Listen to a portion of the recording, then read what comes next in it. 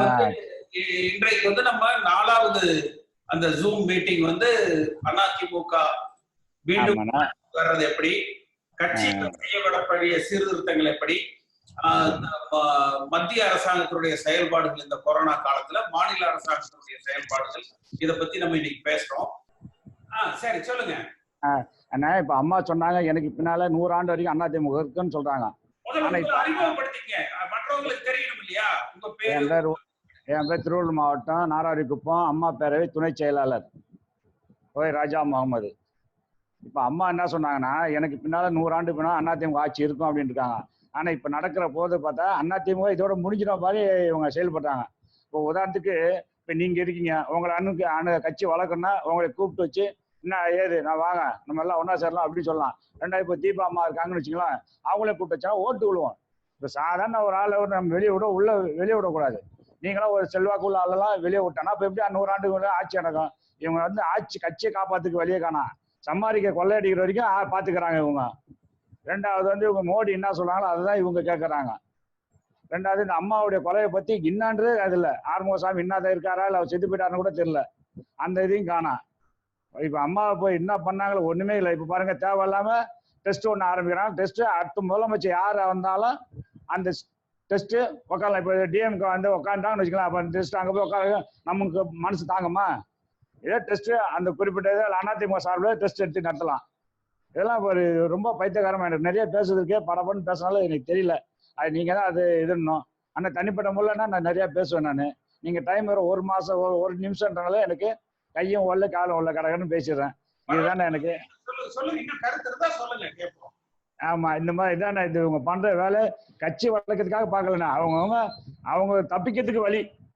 OPS எடப்பாடியோ அவங்கவுங்க தப்பிக்கிறதுக்காக வழியா பாக்குறாங்க. கட்சி வளர்க்கறதுக்கு அவங்க பார்க்கல. அடுத்து நம்ம ஆட்சியை பிடிக்கணும், அடுத்து இது பண்ணலாம் அந்த எண்ணெயெல்லாம் அவங்களுக்கு இல்ல. என்ன சொல்லல, காத்து உள்ள போய் தூத்திக்க சொல்றாங்களா அந்த மாதிரி அவங்க கதை. இப்ப மோடி வந்து கை தட்ட சொன்னாரு, அது தட்ட சொன்னாருனாரு. நான் ஏற்கனவே ஒரு ட்ரிப் மொட்டை அடிச்சிட்டேன். நான் சொல்ல எல்லாரும் மொட்டை அடிங்க கொரோனா போயிடுன்னு சொன்னேன். அந்த மாதிரி இவங்க ஒண்ணுமே புரியலண்ணே இவங்க பண்றத.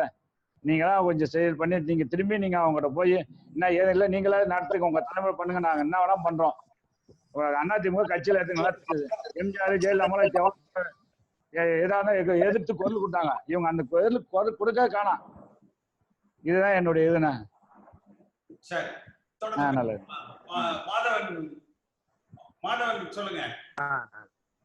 Sir Madhavan chartered accountant sir, சென்னையில பிராக்டிஸ் பண்ணிட்டு இருக்கேன். நான் எப்போதுமே உங்களுடைய பேட்டியெல்லாம் பார்த்துக்கிட்டு இருப்பேன் உங்களுடைய டிவியில. மிக சிறப்பா இருக்கும். மற்ற அரசியல் தலைவருடையோ அதிமுக உள்ள தலைவருடையோ பாக்குறதுக்கு கொஞ்சம் நல்லா இன்ட்ரெஸ்டிங்கா இருக்கும். பிளஸ் லாஜிக்கலா பேசுவீங்க.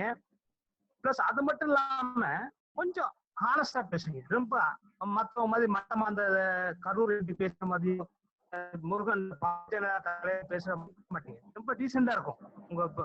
உங்களுடைய இதெல்லாம் பாக்குறதுக்கு ரொம்ப இன்ட்ரெஸ்டிங்கா இருக்கும். ஆக்சுவலா நம்ம அதிமுக இப்படி ஒரு தலைவர் இருக்கிறதே பெருமையா தான் எங்களுக்கு. ஆனா அது என்ன பண்ணிட்டாங்கன்னாக்க ஒரு இடைப்பட்ட காலத்துல உங்களுக்கே தெரியும், உங்களுக்கு இடைப்பட்ட காலத்துல ஒரு மிஸ்யூஸ் பண்ணி உங்களை வெளியில அனுப்பிட்டாங்க. ஒரு பாரதிய ஜனதா கூட்டணி போட்டுக்கிட்டு உங்களை ஒரு சின்ன ஒரு விஷயத்துக்காண்டி, ஒரு வாய் தருவி சொன்ன ஒரு விஷயத்துக்காண்டி ஒரு கட்சியை விட்டு வெளியில அனுப்புறாங்க. அப்ப அந்த அளவுக்கு ஒரு வன்மை இருக்குது ஒரு கட்சி தலைவர்கள்ட்ட. அந்த ஒரு இபிஎஸ் ஓபிஎஸ்ங்கிற கூட்டணியில அந்த அளவுக்கு வெறி இருக்குது. நம்மளை தவிர வேற யாரும் இருக்கக்கூடாது கட்சியில, பெரிய தலைவர் இருக்கக்கூடாது. அது போன்ற ஒரு தவறான கருத்துலதான் ஒரு கட்சி இயங்கிட்டு இருக்கு. இன்னும் சொல்ல போனா அவங்க வந்து இந்த ஆட்சியை காப்பாத்துறதுதான் இன்ட்ரெஸ்ட் காமிக்க தவிர அந்த கட்சியை பத்தி கவலைப்படுற, கட்சியை பத்தியோ கட்சியோட மெம்பர்களையோ பத்தி அவங்க கவலைப்படல. இன்னும் நான் உன்னுடைய கருத்து என்னன்னாக்க, நம்ம ஃபர்ஸ்ட் என்னன்னா பொதுச் செயலாளர் தேர்தல், அதாவது 5 வருடத்துக்கு ஒரு முறை பொதுச் செயலாளர் தேர்தல் நடத்தணும்னு சொல்லியிருக்காங்க எலெக்ஷன் கமிஷன்ல. ஆனா இதுவரை நடத்தல. நீங்க இதுக்கு ஏதாவது இது பண்ணி கேஸ் போட்டோ இல்ல வேற ஏதாவது ரெப்ரசன்டேஷன் பண்ணியோ 5 வருடத்துக்கு முழுவா பொதுச் செயலாளர் தேர்தல் நடத்தணும். அதை நடத்துறதுக்கு ரிக்வயர் பண்ணணும்.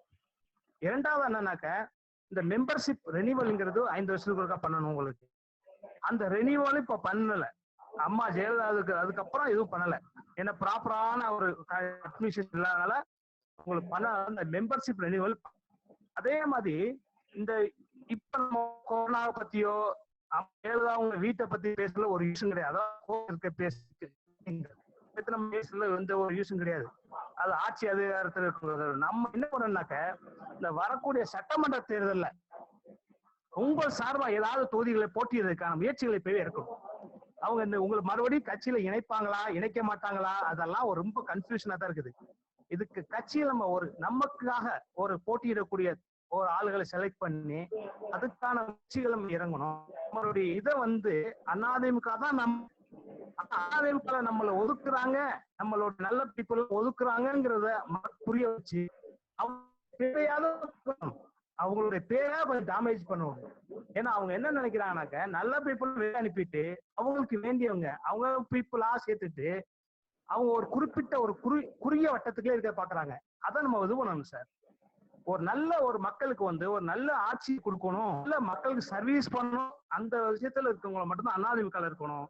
அந்த அம்மாவுடைய கொள்கைகளுக்கு ஈக்குவலா யாரும் இப்போ தலைவர்கள் இல்லைனால உங்களை மாதிரி ஆளுங்க முயற்சி பண்ணி தான் பண்ண வேண்டுகோள் சார். வணக்கம். வணக்கம், சொல்லுங்க. வணக்கம்ங்க. நான் ஐயா வணக்கம். நான் ஆறுமுகம் பேசுறேங்க.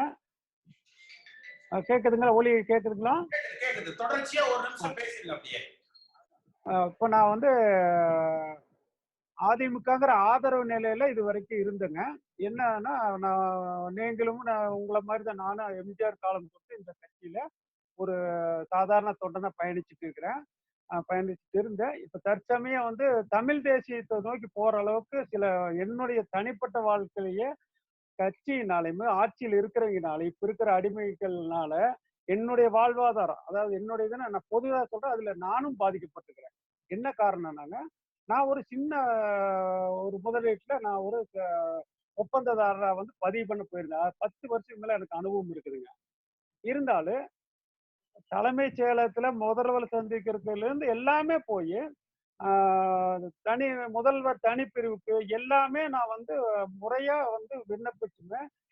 எனக்கு அந்த அரசு ஒப்பந்ததாரர் சான்று கடைசி வரைக்கும் 4 வருஷம் போராட்டங்க. 5 லட்சம் ரூபாய் கொடுத்தாதான் கிடைக்கும்ட்டாங்க. இப்படி அனைத்து துறைகள்லயும் ஊழல், லஞ்சம், ஊழல் இருந்ததுன்னா ஒரு கட்சி எப்படி அடுத்த கட்டத்துக்கு கொண்டு போக முடியும்? தொட்டா லஞ்சம், உட்கார்ந்தா லஞ்சம், நின்னா லஞ்சம் அப்படிங்கிற மாதிரி கையூட்டு எல்லா துறையிலும் இருந்தா மக்கள்கிட்ட எப்படி ஒரு கட்சிக்கு ஆதரவு நிலை இருக்கு?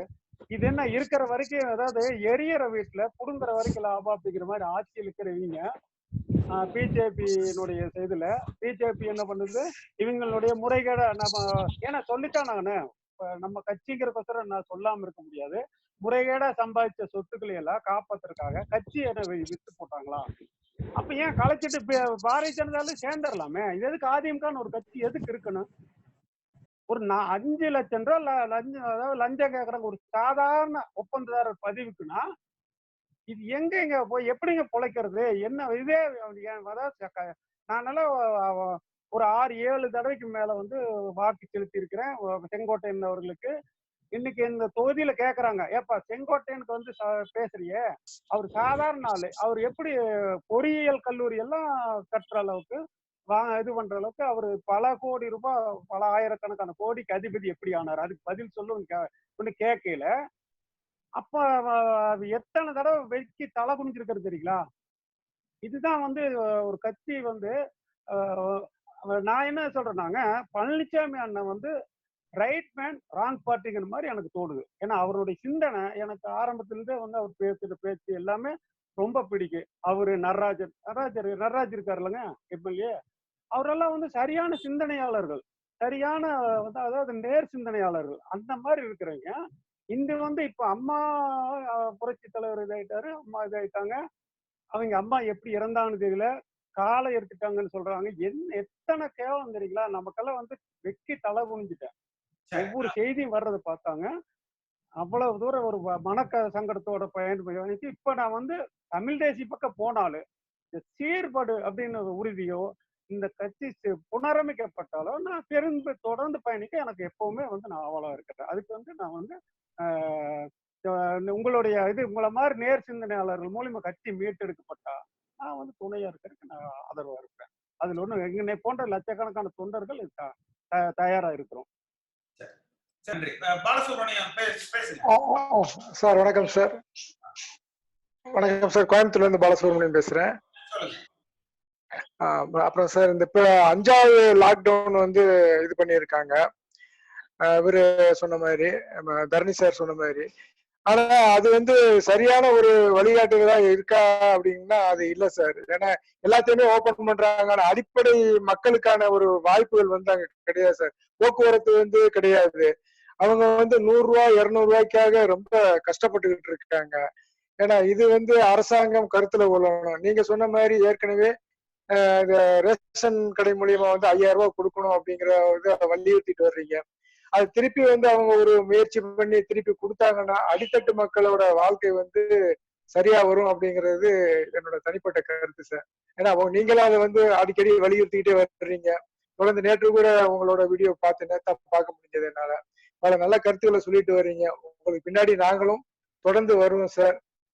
நீங்க ஒரு முழு முயற்சி எடுத்து நீங்க நல்லபடியா கொண்டு வந்தீங்கன்னா, ஏன்னா நீங்க கூட ஒரு பொதுச்செயலா வரக்கூடிய ஒரு இதை வந்து கொண்டு வந்தீங்கன்னா நல்லா இருக்குமே அப்படிங்கிறது எங்களோட கருத்து சார். ரொம்ப நன்றி. அடுத்த மீட்டிங்ல நாங்க தொடர்ந்து பேசுறோம் சார். அடுத்து யாரு?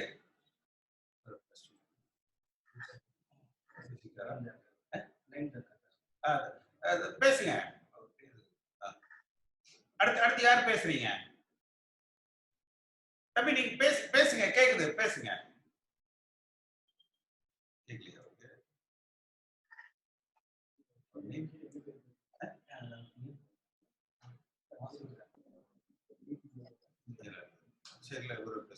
விக்னேஷ் மூர்த்தி பேசுறீங்களா? விக்னேஷ் மூர்த்தி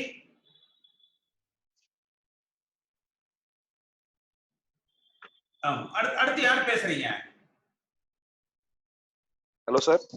கேக்குது, சொல்லுங்க. தொடர்ந்து ஒரு நிமிஷம் பேசிடுங்க. வணக்கம் சார். இங்க நாங்க சென்னையில இருந்து பேசுறோம். திருவல்லிக்கேணி சட்டமன்ற தொகுதி எங்களுது. முதல்ல வந்து பாத்தீங்கன்னா இப்போ ஆட்சி வந்து கரெக்டா தான் நடந்துட்டு இருக்குது, பிரச்சனை எதுவும் கிடையாது. பட் எல்லாருமே சொல்றாங்க பிஜேபியோட சொல்படிதான் கேட்டு நடக்கிறோம், சொல்படிதான் கேட்டு எல்லாருமே சொல்றாங்க. மத்திய அரசு சொல்றது தானே சார் கேட்டு நடக்க முடியும் ஒரு மாநில அரசு, கரெக்டுங்களா? இதுக்கு முன்னாடி எல்லாம் வந்து பாத்தீங்கன்னா திமுக ஆட்சியில இருக்கும்போது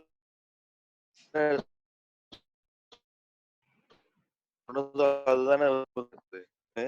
ரெண்டாவது வந்து பாத்தீங்கன்னா இப்ப வந்து இந்த குடும்ப அட்டைக்காரர்களுக்கு 5000 ரூபாய் கொடுக்கலாம் சார். இந்த லாக்டவுன் பீரியட் வந்து எல்லாருமே வந்து சம்பளம் இல்லாம ரொம்ப கஷ்டப்பட்டு இருக்காங்க.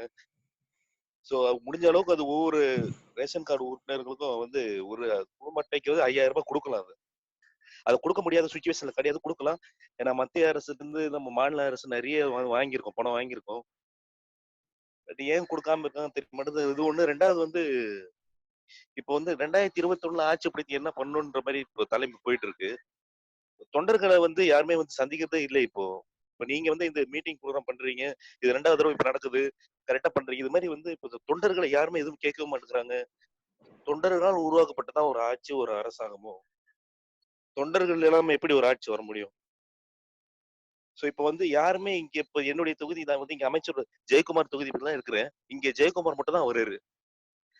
இப்ப 32 அமைச்சர்கள் இருக்கிறாங்க. நியூஸ்லயும் பாக்குறேன், ஒரு அமைச்சர் கூட ஒரு தொகுதியில போய் எதுவும் பண்ற மாதிரி தெரிய மாட்டேங்குது. ஒரு தொகுதியில ஒரு 10 பேருக்கு கொரோனா நிதி உதவி பண்றன்ற மாதிரி இப்ப நியூஸ்ல வருது. பட் மத்தவங்களுக்கு போய் சேர மாட்டேங்குது, எதுவுமே சேர மாட்டேங்குது. அதே மாதிரி எல்லாத்துலயுமே ஊழல் தான் இருக்குது இப்போதைக்கு. லஞ்சம் ரொம்ப லஞ்சம் ஓவரா தான் இருக்குது. இது கம்பாரிசன் பண்ணும்போது திமுக ஆட்சியோட நம்ம ஆட்சி பரவாயில்லைங்க.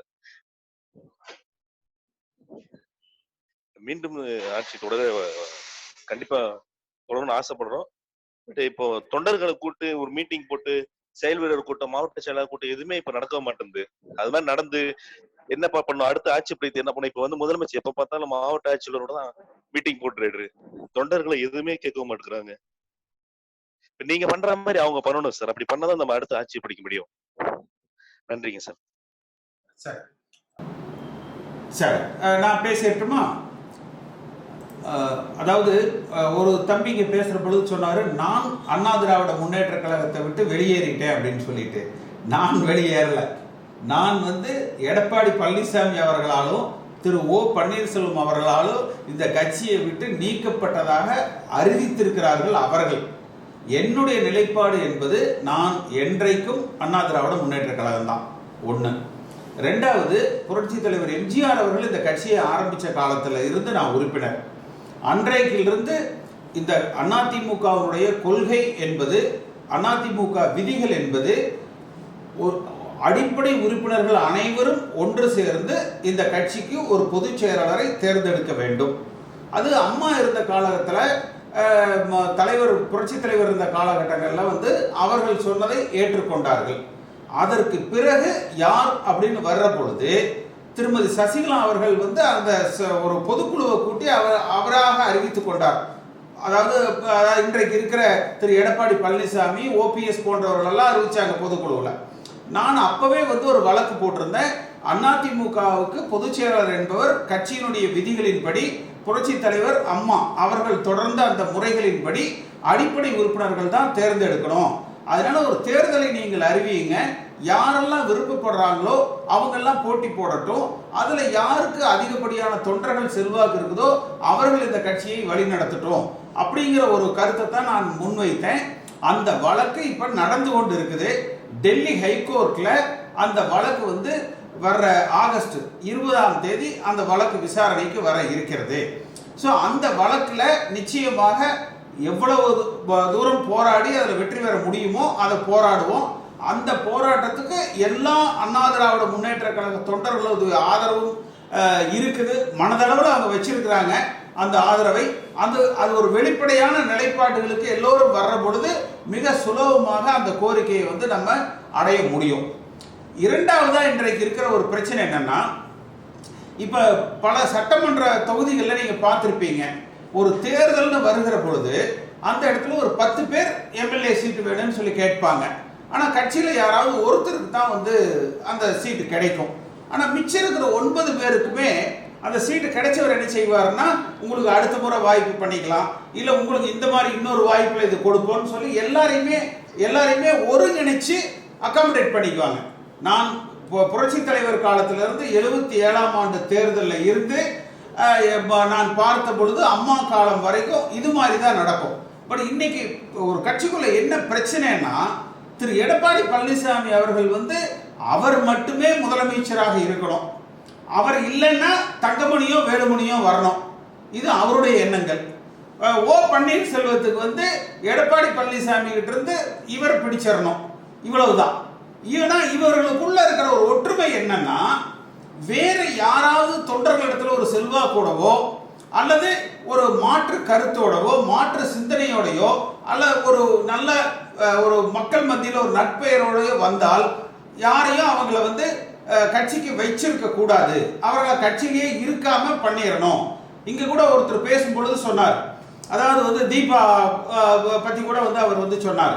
அதாவது புரட்சி தலைவர் அவர்கள் 84ல் அமெரிக்க மருத்துவமனையில சிகிச்சை பெற்றுக்கிட்டு இருந்தார். அன்றைக்கு பார்த்தீங்கன்னா அம்மா வந்து கொள்கை பரப்பு செயலாளர். அன்றைக்கு திரு ஆர்.எம். வீரப்பன் கையில தான் எல்லா சட்டமன்ற உறுப்பினர்களும் அரசாங்கமும் இருந்தது. நாவலர் நெடுஞ்செழியன் வந்து அன்றைக்கு இடைக்கால முதலமைச்சராக இருந்தார். எல்லாத்துக்கும் கருத்து வேறுபாடுகள் உண்டு, அப்பவும் கோஷ்டி பூசல் உண்டு. ஆனா புரட்சி தலைவர் திரும்ப வருகிற பொழுது அந்த தேர்தலில் அவரை முதலமைச்சராக்க வேண்டும் என்பதற்காக, அதிமுக ஆட்சி தொடர வேண்டும் என்பதற்காக எல்லோரும் அவர்களுக்கு இடையில இருக்கிற அந்த கருத்து வேறுபாடுகளை மறந்து ஒரு ஒற்றுமையாக ஒரு ஒருங்கிணைந்து அன்றைக்கு வந்து பணியாற்றினாங்க. அதுல புரட்சி தலைவர் இல்லாத காலகட்டங்களிலும் அவர் அமெரிக்காவில் மருத்துவமனையில் இருந்த பொழுதும் அண்ணா திராவிட முன்னேற்ற கழகம் வந்து வெற்றி பெற்றது. இன்றைக்கு அதிமுகவுக்கு தலைமை என்பது வந்து ஏதோ இவர் மட்டுமே கடவுளால் வந்து படைக்கப்பட்டவர் இந்த அதிமுக கட்சியை கட்டி காப்பாற்றுறதுக்கு என்ற எண்ணத்தை திரு எடப்பாடி பழனிசாமி அவர்களும் ஓ பன்னீர்செல்வமும் தங்கமணியும் வேலுமணியும் மறந்துடணும். இந்த எல்லா தொண்டர்களையும் கட்சிக்குள்ள இருக்கிற எல்லா தலைவர்களையும் ஒருங்கிணைத்து ஒன்று சேர்த்து அரவணைத்து சென்றால் மட்டும்தான் வருகிற தேர்தலில் நாம ஓரளவுக்காவது ஒரு நல்ல வெற்றியை வந்து பெற முடியும். ஏன்னா நீங்க 2016 தேர்தலில் பார்த்தீங்கன்னா அம்மா இருக்கிற காலகட்டங்களிலேயே திமுகவுக்கும் அதிமுகவுக்கும் வாக்கு சதவிகிதம் வந்து ஒரே 1% தான். இங்கேயே பேசுற பல பேர் பார்த்தீங்கன்னா பல குற்றச்சாட்டுகள் அல்லது வருத்தங்கள், அது நமக்குள்ள நம்ம அந்த வருத்தங்களை வந்து பகிர்ந்துக்கிறோம். இப்போ ஒருத்தர் சொன்னாரு ஒரு கான்ட்ராக்டுக்கு வந்து நான் போனேன், ஏன்ட்டே 5 லட்சம் ரூபாய் பணம் கேட்டாங்கன்னு சொல்றாரு. இன்னும் எல்லாருமே இது கிட்டத்தட்ட அனைவரும் எடப்பாடி பழனிசாமி பரவாயில்ல இருக்கட்டும்னு சொல்றவரே கடைசியா எங்க முடிக்கிறாருன்னா லஞ்சம் ஜாஸ்தியா இருக்குது, ஊழல் ஜாஸ்தியா இருக்குது, கட்சிக்காரங்களுக்கு வந்து எதுவுமே செய்யறது இல்ல.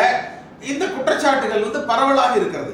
அதனால இன்றைக்கு இந்த அரசாங்கத்துக்கு இருக்கிற ஆதரவு, எடப்பாடி பழனிசாமி அவர்களுக்கு இருக்கிற ஆதரவு என்பது அவருக்கு தனிப்பட்ட செல்வாக்கு அல்ல, அண்ணா திராவிட முன்னேற்ற கழகத்துக்கு இருக்கிற செல்வாக்கு.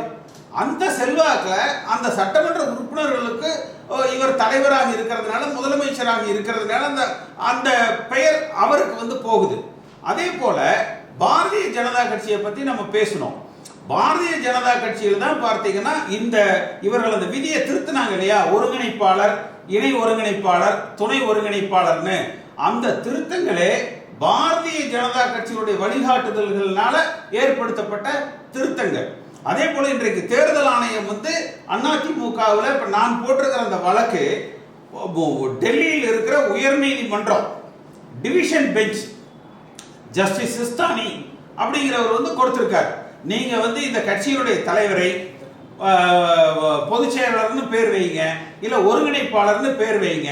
ஆனால் இந்த கட்சியினுடைய அடிப்படை உறுப்பினர்கள் மட்டுமே தான் இந்த கட்சியினுடைய தலைவரை தேர்ந்தெடுக்க வேண்டும் என்பதை நீங்கள் மாற்றியதை ஏற்றுக்கொள்ள முடியாது அப்படின்னு சொல்லி ஒரு காலத்தை நிர்ணயம் செய்து நீங்க இதுக்கு தேர்தல் நடத்துங்கன்னு சொல்லலாம். ஆனா இவர்கள் பாரதிய ஜனதா கட்சியோடு இருக்கக்கூடிய அந்த நெருக்கத்தின் காரணமாக அதிமுக கட்சிக்குள்ள ஒரு உள்கட்சி ஜனநாயகத்தை குழி தோண்டி புதைச்சுக்கிட்டு இருக்காங்க. இங்க கூட ஒரு தம்பி பேசுற பொழுது சொன்னாரு, பிஜேபி வந்து இவர்கள் சாதுரியமாக அவங்கள கையாளுறாங்க அப்படின்னு சொல்லிட்டு. அதாவது புரட்சி தலைவர் காலத்தில் இருந்து அதிமுக கொள்கை என்பது மத்தியில யார் ஆட்சிக்கு வந்தாலும், அது காங்கிரஸா இருக்கலாம், பிஜேபியா இருக்கலாம், எந்த கட்சியா வேண்டுமானாலும் இருக்கலாம், மத்தியில் ஆளுகிற அரசாங்கத்தோடு மாநிலத்தில் ஆளுகிற அரசாங்கம் ஒற்றுமையாக ஒன்றாக பயணித்து தமிழ்நாட்டு நலன்களை பாதுகாக்கணும். இதுதான் அதிமுகவுடைய கொள்கை. நீங்க அதன்படி எடுத்தீங்கன்னா இன்றைக்கு தமிழ்நாட்டினுடைய நலன்கள் பாதுகாக்கப்பட்டிருக்குதா அப்படின்னு பாருங்க. அதே போல ரொம்ப சமீபத்தில் நேற்று தந்தி டிவியில திருமதி நிர்மலா சீதாராமன் இந்தியாவுடைய நிதி அமைச்சர் ஒரு பேட்டி கொடுத்திருப்பாங்க. அதாவது இலவச மின்சாரத்துக்கு நாங்க இலவசமா அதை கொடுக்க முடியாது, மாநில அரசாங்கம் அதற்கான தொகையை செலுத்தினால் மட்டும்தான் கொடுக்க முடியும் அப்படின்னு சொல்லியிருக்கிறாங்க. ஆனா இந்த கோரிக்கைக்கு ஒரு 10 நாளுக்கு முன்னதாக திரு எடப்பாடி பழனிசாமி அவர்கள் வந்து மத்திய அரசாங்கத்துக்கு ஒரு கடிதம் எழுதினார், இலவச மின்சாரம் வந்து எங்களுக்கு தொடரணும்னு சொல்லிட்டு. அதுக்கு அவர்கள் நேற்று வந்து நிர்மலா சீதாராமன் அவர்கள் வந்து பதில் சொல்லியிருக்காங்க. ஆனா இன்றைக்கு வரைக்கும் அவர்கள் பேசி 24 மணி நேரம் ஆச்சு. இன்றைக்கு வரைக்கும் அதிமுக சார்பாக இல்ல, இது தொடர்ந்து நீங்க கொடுக்கணும், அதுக்கு மத்திய அரசாங்கம் நிதியுதவி செய்யணும் அப்படிங்கிற அந்த குறைந்தபட்ச கோரிக்கை கூட வைக்கப்படல.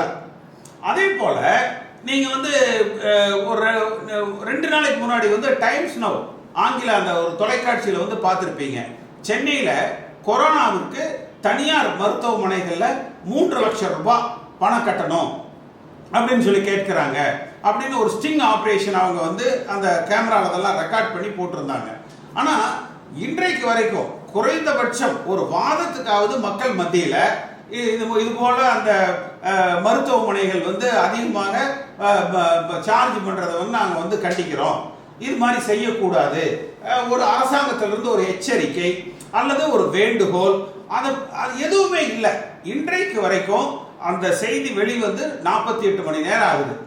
இது வரைக்கும் ஒருவர் கூட கட்சியின் சார்பாகவோ அரசாங்கத்தின் சார்பாகவோ அதற்கு ஒரு விளக்கமோ ஒரு வேண்டுகோளோ மக்கள் மத்தியில் வந்து வைக்கல.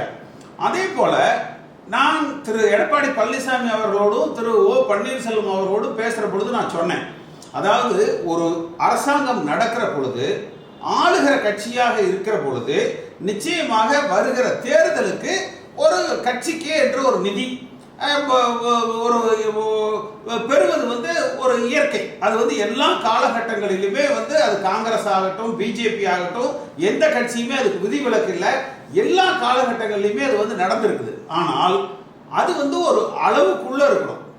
ரெண்டாவது நான் இவங்கள்ட்ட என்ன சொன்னேன்னா, நீங்க வந்து காசு பணம் வாங்குறதுக்காக மட்டுமே ஒரு அரசாங்கம் நடக்கக்கூடாது. அரசாங்கம் நடக்கணும். நீங்க தேர்தல் என்று வருகிற பொழுது, நானெல்லாம் சின்ன வயசுல இருக்கிற பொழுது அதிமுக கூட்டத்துல தொண்டர்கள் வந்து ஒரு துண்டேந்திட்டு போய் ₹1 ₹2 நன்கொடை அந்த கூட்டத்துக்கு வந்திருக்கிறவங்க கிட்ட இருந்து நன்கொடை வாங்கி வளர்க்கப்பட்ட கட்சி. நான்லாம் அது போல செஞ்சிருக்கிறேன்.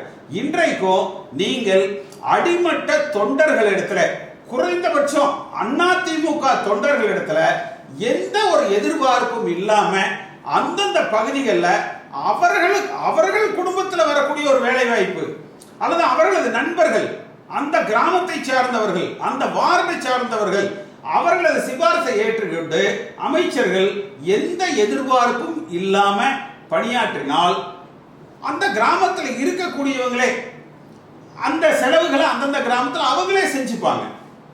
அது ஒரு கிராமத்தில் தேவையான அந்த செலவை, கட்சியினுடைய செலவுகளை அவர்களே செஞ்சுப்பாங்க. மாறாக இப்ப இவங்க என்ன செய்யறாங்கன்னா, ஒரு சென்ட்ரலைஸ்டா ஒரு கட்சி நிதி என்ற பெயர்ல வந்து வாங்கிக்கிறாங்க. ஆனா அந்த வாங்குற நிதி கட்சிக்காரங்களுக்கு எப்படின்னா கூலிக்காரங்களை போல. நீங்க இன்னைக்கு எத்தனை லேபர், 10 பேர் கொடி கட்டினீங்களா, ஒரு ஆளுக்கு ₹500, 10 பேருக்கு ₹5000, இந்த மாதிரி போறது வந்து கம்பெனி நடத்துற மாதிரி இருக்குதே ஒழிய கட்சி நடத்துற மாதிரி வந்து இல்லை. அதே போல அவங்க தீபா அந்த பிரச்சனையை கூட சொன்னாங்க. நீங்க தீபாவை பொறுத்த வரைக்கும் அம்மாவுடைய ரத்த சொந்தம். அவங்களுக்கு வந்து அந்த என்ன சொத்துக்கள் வேணுமோ நீதிமன்ற உத்தரவு இருக்குது, அதை கொடுத்துட்டு போங்க.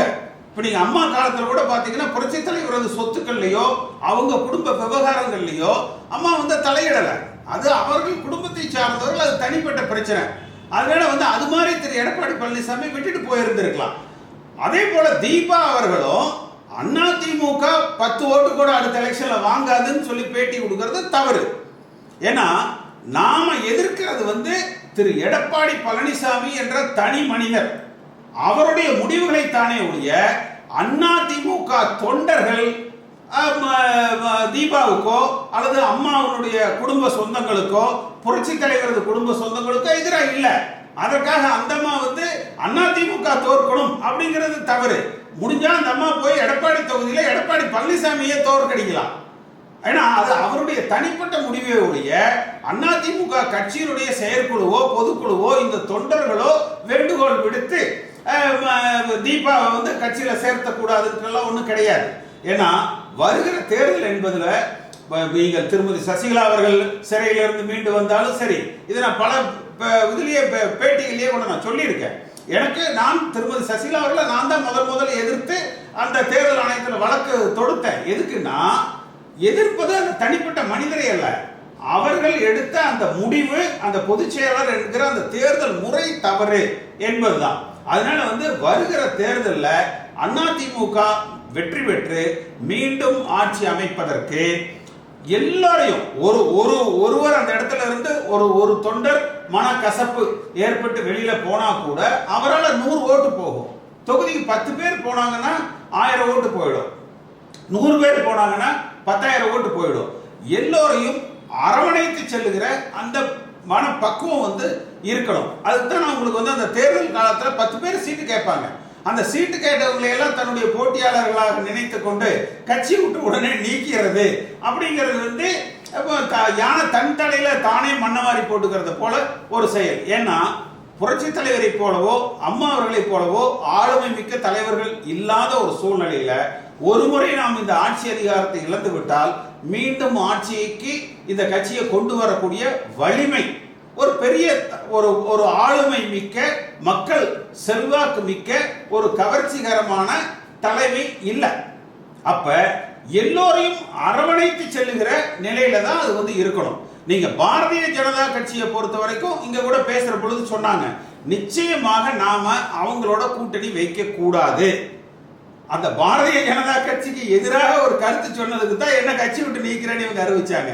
நான் கூட இப்ப பேட்டிகள்ல சொன்னேன், அதிமுக கட்சியை விட்டு நீக்கிறதுனா அதிமுக கட்சிக்கு எதிராக பேசுற நீக்கலாம், பாரதிய ஜனதா கட்சிக்கு எதிராக பேசுறதுக்கு என்னையப்ப கட்சி விட்டு நீக்கிறீங்க. இப்ப புரட்சி தலைவர் காலத்துல காங்கிரஸோட அதிமுக கூட்டணி இருக்கும். ஆனா முன்னாள் அமைச்சர் அப்பா அன்றைக்கு அவர் காளிமுத்து பார்த்தீங்கன்னா காங்கிரஸை கடுமையா தாக்குவார். அதுக்காக புரட்சி தலைவர் வந்து அவரை கட்சி விட்டு நீக்கிடல. அது வந்து ஒரு கொள்கை ரீதியாக ஒரு தொண்டர்களது கருத்துக்களை, தமிழ்நாட்டு மக்களுடைய கருத்துக்களை ஒரு பிரதிபலிக்கிற ஒரு செயல். அதனால அதே போல இங்க பேசுற பொழுது சொன்னாங்க தொண்டர்களது கருத்துக்களை கேட்கணும் அப்படிங்கிறது. இப்ப ஸ்டாலின் பார்த்தீங்கன்னா இந்த மாவட்ட செயலாளர்கள் அந்த கட்சியில் இருக்கிற பொறுப்பாளர்கள்ட்ட மட்டும்தான் பேசுறாங்க. இங்க ஒருத்தர் சொன்னது போல திரு எடப்பாடி பழனிசாமி அவர்கள் முதலமைச்சராக இருக்கிற காரணத்தினால மாவட்ட செயலாளர் அளவில் தான் பேசுறாங்க. என்னை பொறுத்த வரைக்கும் தமிழ்நாட்டில் இருக்கிற லட்சக்கணக்கான அண்ணா திராவிட முன்னேற்ற கழக தொண்டர்களை நம்ம இந்த மாதிரி ஒரு கருத்து பரிமாற்றங்களை தொடர்ந்து செஞ்சுட்டு வருவோம். இன்னொரு 100 நாட்கள்ல குறைஞ்சது ஒரு 10,000 to 20,000 அதிமுக தொண்டர்கள்ட்ட கலந்து ஆலோசிக்கணும். ஸோ அந்தந்த பகுதிகளில் இருக்கக்கூடிய பிரச்சனைகளை நம்ம பேசணும். இப்போ நம்ம இது மாதிரி பேசுகிற பொழுது குறைந்தபட்சம் ஒரு அரசாங்கத்துடைய கவனத்துக்கு இது போகும், கட்சியில் இருக்கிறவங்களுடைய கவனத்துக்கு போகும். அந்த பிரச்சனைகள் வந்து தீர்க்கப்படணும். நாம வந்து இன்றைக்கும் அல்ல என்றைக்கும் நான் அதிமுக தான். என்னுடைய சின்னம் ரெட்டலை தான், கட்சி அதிமுக தான். மற்றவர்களை போல வந்து ஒரு தேர்தலில் சீட்டு கொடுக்கலைன்னா உடனே கட்சி விட்டு ஓடிடுற அந்த மனப்பாங்கு வந்து உண்மையாக புரட்சி தலைவரால் வளர்க்கப்பட்ட என் போன்ற எந்த அதிமுக தொண்டர்களுக்கு இருக்காது. ஆனால் திரு எடப்பாடி பழனிசாமி அவர்களை பொறுத்த வரைக்கும் இந்த கட்சியை கட்டி காப்பாற்றுவதற்கு அவர் தவறிட்டார். மக்கள் மத்தியில ஒரு நல்ல பெயரை, ஒரு நேர்மையான ஆட்சியாளராக, லஞ்சம் ஊழல்களுக்கு அப்பாற்பட்ட ஒரு ஆட்சியாளராக அவர் தன்னை உருவகப்படுத்திக்கல. அதனால வருகிற தேர்தலில் அதிமுக தொண்டர்களால் விரும்பப்படுகிற, மக்களால் நேர்மையானவர் என்று ஏற்றுக்கொள்ளப்படுகிற ஒரு தலைமையை உருவாக்கி மீண்டும் அதிமுகவும் ஆட்சிக்கு கொண்டு வரணும். இதுதான் நம்மளுடைய நோக்கம்.